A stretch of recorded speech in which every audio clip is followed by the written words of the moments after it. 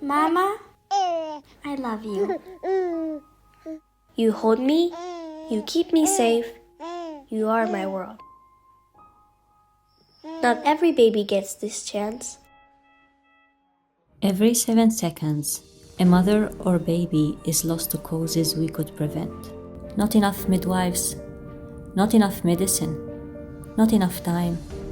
But this can change when we invest in science, in strong health systems, in equality, when we make the choice to support mothers and babies, when birthdays are moments of hope, not loss. We protect the future because every healthy beginning means a hopeful future for us all.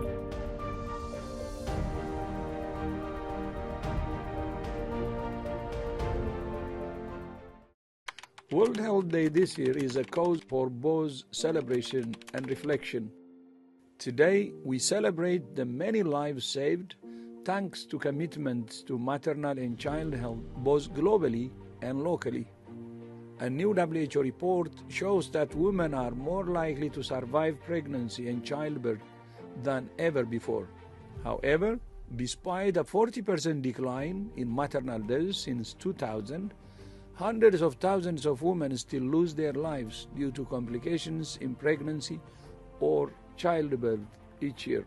Nearly all of these deaths are preventable if women have access to quality care before, during, and after birth. Likewise, most stillbirths and newborn deaths are preventable, particularly if there is high-quality care around the time of birth. Our report shows that progress is possible with a commitment by governments to invest in health infrastructure, health workers, and strengthened primary health care.